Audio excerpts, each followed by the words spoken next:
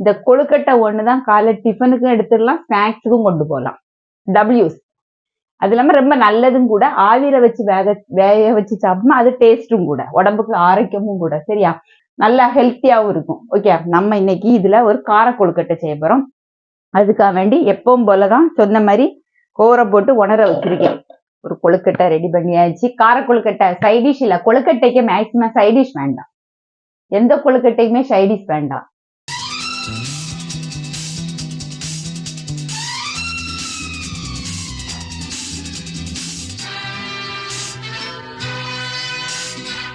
Hi, எல்லாத்துக்கும் வடமதி சமையல் சார்பா வணக்கத்தை சொல்லிட்டு நம்ம இன்னைக்கு என்ன செய்ய போறோம்னா கொழுக்கட்டை தான். இவங்க சும்மா கொழுக்கட்டையே போடுவாங்கன்னு நினைக்காதீங்க. ஏன்னு கேட்டா கொழுக்கட்டையில நிறைய வெரைட்டிஸ் இருக்கு. இந்த கொழுக்கட்டை ஒண்ணுதான் காலை டிஃபனுக்கும் எடுத்துடலாம், ஸ்நாக்ஸுக்கும் கொண்டு போகலாம். டபிள்யூஸ்.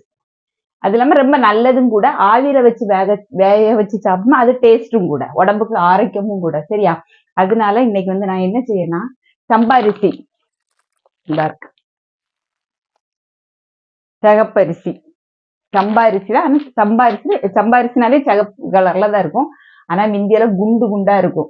செங்கல்பட்டு இப்ப அப்படி இல்லை. என்ன பேரு எப்படி பொடிசா இருக்கு. பால் சம்பா இதுனா இந்த அரிசி வந்து பால் சம்பா அரிசி ஆகும். இது வந்து இனிவாவும் இருக்கும், நல்லா ஹெல்த்தியாவும் இருக்கும். ஓகே, நம்ம இன்னைக்கு இதுல ஒரு கார கொழுக்கட்டை செய்ய போறோம். அதுக்காக வேண்டி எப்பவும் போலதான் சொன்ன மாதிரி கோரை போட்டு உணர வச்சிருக்கேன். ஏன்னா இது உடனே ரெடி பண்ணி உடனே நம்ம அவிக்க போறோம். இது நம்ம ரெடி பண்ணி ஸ்டோர் பண்ணோம்னா நல்லா காய வச்சிடணும். இது அப்படி இல்லை, இது தொட்டணும், லைட்டா ஒட்டணும். இந்த ஈர நைப்புலதான் இது இருக்கணும். சரியா? இனி நம்ம இதை என்ன செய்யணும், பொடிக்கணும். கொழுக்கட்டைக்கு பொடிக்கணும். பொடிக்கும் போது பார்ப்போமா எப்படி இருக்கு பத்தியா?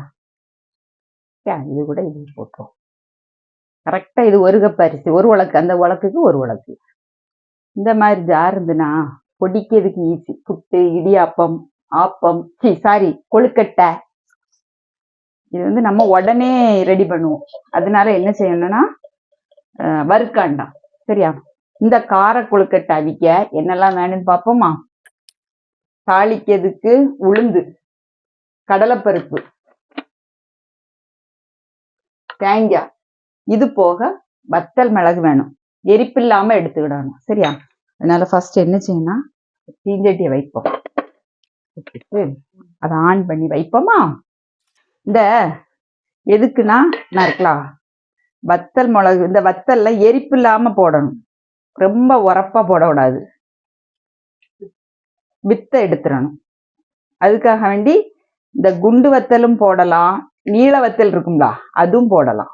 அது உங்களுக்கு இதை பொறுத்து. இப்படி போட்டுடணும். கொஞ்சம் பெரிய சைஸாவே போட்டுடுவோம். பெரிய வத்தல் எடுப்பேன். பெரிய வத்தல் எடுத்துட்டோம்னா இப்படி தட்டணும்.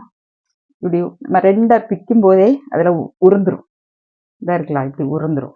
ஏன்னா எரிப்பு நிறைய இருந்ததுன்னா கார கொழுக்கட்டை தான், ஆனாலும் ரொம்ப எரிப்பு இருக்க கூடாது. நம்ம சாப்பிடக்கூடிய அளவுக்கு தான் இருக்கணும்.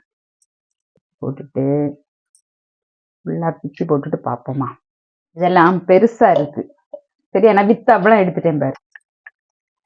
எடுத்துட்டு லைட்டா ஒரு பொடி பிடிக்கும் இருக்கலாம்.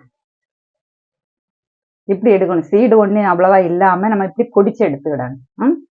இனி எண்ணெய் ஊத்தி தாளிக்கணும். நான் என்ன செய்ய போறேன்னா தேங்காய் எண்ணெய் ஊத்துங்க. என்ன ஊத்திட்டு நல்லா காயிட்டு கடுகு பொரியட்டு,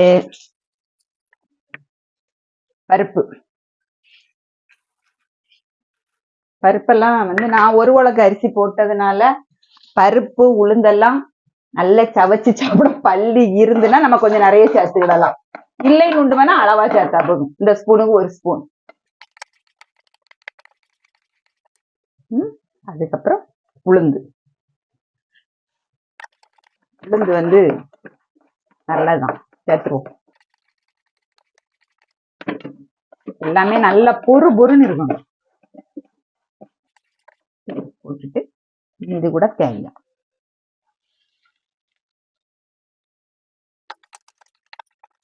நம்ம உப்பு எல்லாம் ஒண்ணுமே போடவே இல்லைன்னு இனிதான் போடணும். தேங்காய் இந்த எண்ணெய் கூட நம்ம வறுத்து போட்டுட்டோம்னா சீக்கிரம் ஊசாது. இப்படி இருக்கு, கலர்ஃபுல்லா இருக்கா?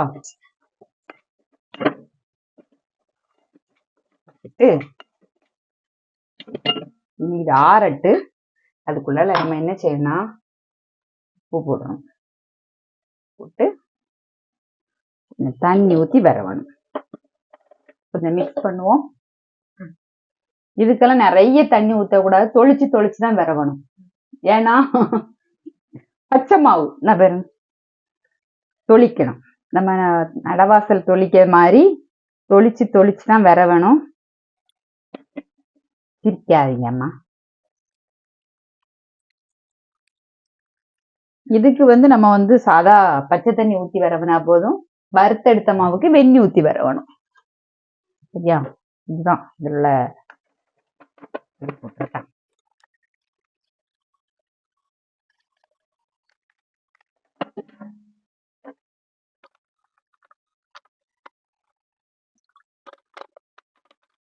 பாத்திரம் தான் சுடுது, ஆனா பருப்பெல்லாம் சுடலைன்னா நல்லா இப்படி கைய விட்டு நல்லா பிசையணும். சம்பாரிசி புட்டு சாரி கொழுக்கட்டை நல்ல இனிப்பா இருக்கும். சர்க்கரை கொழுக்கட்டை அவிக்கணும்னு நினைக்கவேவங்க இந்த மாதிரி இந்த சம்பாரிசியில அவிக்கலாம். இந்த சம்பா பால் சம்பான்னு சொல்லிட்டு கடையில கிடைக்கும். அதை நம்ம தான் கண்டுபிடிச்சு எடுக்கணும். ஜீரக சம்பா அரிசி போல இருக்கும். அதுக்கப்புறம் இதுல கருவேப்பிலை போடணும். நம்ம இன்னைக்கு கருவேப்பிலை போடலை. ஓகேயா? இப்படி இருக்கு. இவ்வளவுதான் இதுல மேட்ரு. இன்னைக்கு இப்படிதான் மாவு விரவி எடுக்கணும். கொழுக்கட்டை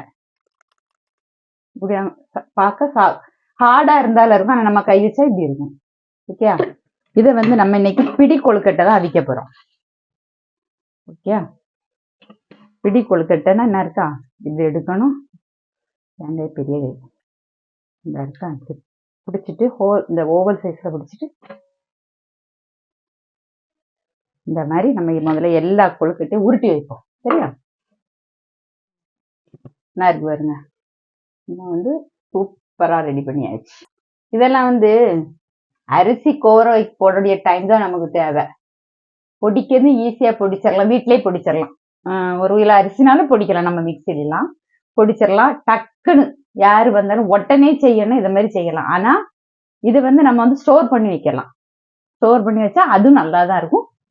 அது இதுல எல்லாம் புட்டை வச்சா அவ்வளவு டேஸ்ட் நல்லா இருக்கும். சரியா? ஆமா, இட்லி பாத்திரத்தை வைப்போம். வச்சுட்டு இந்த கொழுக்கட்டை ஆவியில வச்சுதான் வேக வைக்கணும், தண்ணிக்குள்ள போடக்கூடாது.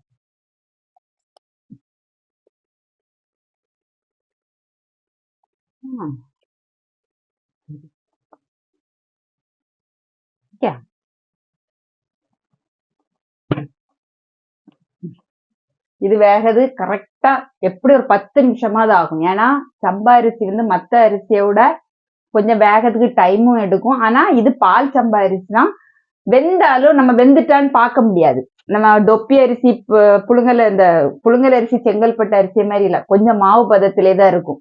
அதனால ஒரு 10 நிமிஷம் வேக வச்சிடும். வேக வச்சாலும் அது சாஃப்டா கிடக்கும். 2வது 2-4 நாள் அது இந்த வம்ப போகாது, ஊசாது. இந்த தேங்காய் போட்டிருக்கனால காம்பினஸ் ஸ்மெல். ஏன்னா நம்ம எல்லாமே வறுத்து எடுத்து போட்டதுனால இது நல்லா இருக்கும். இன்னைக்கு நைட்டு செய்துட்டு அடுத்த நாளும் சாப்பிடலாம், காலையில செய்துட்டு மறுநாளும் சாப்பிடலாம். அப்படி மாதிரி உள்ள ஒரு ஸ்நாக்ஸ் ஆகும். சரியா? வெந்தபுரம் பார்ப்போம். அவிஞ்சிருக்கும். நம்ம ஆஃப் பண்ணிடுவோண்ணே. நான் ஆஃப் பண்ணாமலே ஒன்ன கூப்பிட்டேன். சரியா? எந்த கலர் அரிசி போட்டு அரைச்சோமோ கலர்